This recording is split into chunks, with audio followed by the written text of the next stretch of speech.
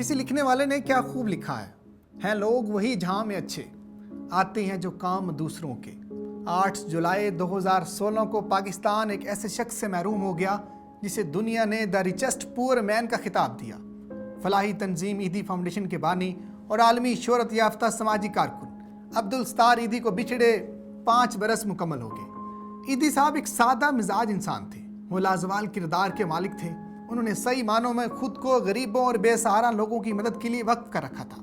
ایک جانب ہمارے صاحبان ہیں جنہیں اپنا اور اپنے اہل و عیال کا پیٹ اور تجوریاں بھرنے سے ہی فرصت نہیں ملتی۔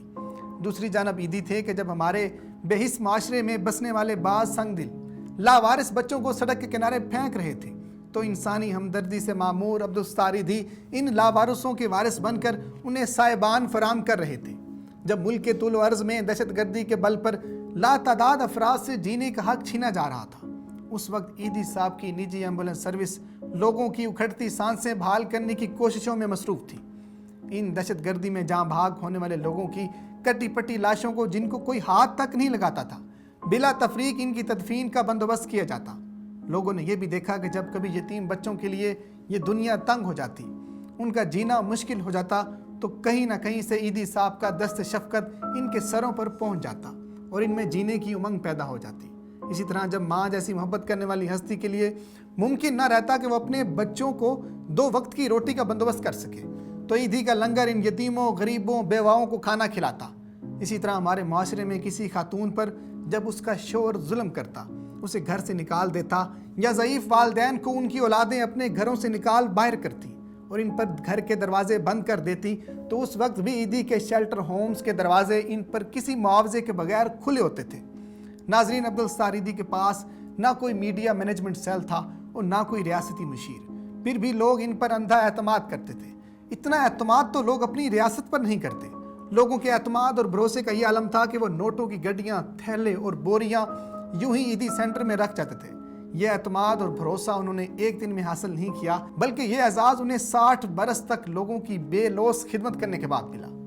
بھارت سے آئی ایک گونگی اور بہری لڑکی گیتا کا بڑا ہی دلچسپ واقعہ آپ سے شیئر کرتے ہیں۔ جب یہ لڑکی غلطی سے سرحد عبور کر کے پاکستان داخل ہو گئی تھی، گونگے ہونے کی وجہ سے گیتا شناخت کے بارے میں کسی کو بتانے کے قابل نہیں تھی۔ اس کی ساری دیکھ بھال ایدھی فاؤنڈیشن نے کی۔ گیتا کو گھر والا ماحول فراہم کیا گیا۔ کسی نے ہندو ہونے کی وجہ سے گیتا سے نفرت نہیں کی، بلکہ اس کو اپنی مذہبی رسومات ادا کرنے کا مکمل اختیار دیا گیا۔ کچھ عرصے بعد گیتا کی شناخت ہونے پر بھارت کے حوالے کر دیا گیا۔ جاتے جاتے گیتا فیصل ایدھی جو کہ عبدالستار ایدھی کے بیٹے ہیں ان سے کہتی ہے کہ آپ میرے ساتھ چلیں۔ ناظرین، کہا جاتا ہے کہ عبدالستار ایدھی دنیا کے امیر ترین شخصیات میں سے ایک تھے۔ انہوں نے نہ صرف اپنی دولت بلکہ 2400 کے قریب ایمبولنسز، 3 ایئر ایمبولنس اور 300 ایدھی سینٹرز، 8 ہسپتالوں کو خدمت خلق کے لیے وقف کر دیا تھا۔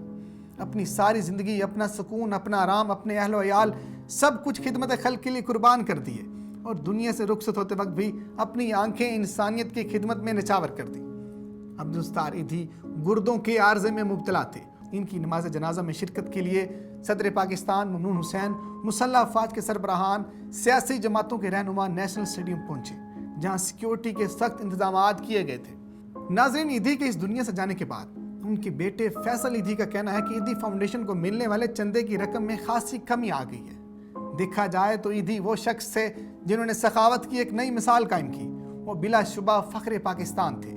اللہ تعالیٰ سے دعا ہے کہ وہ عبدالستار ایدھی کو جنت الفردوس میں بلند ترین مقام عطا فرمائے اور ہمیں بھی انسانیت کی خدمت کی توفیق عطا فرمائے۔ آمین ثم آمین۔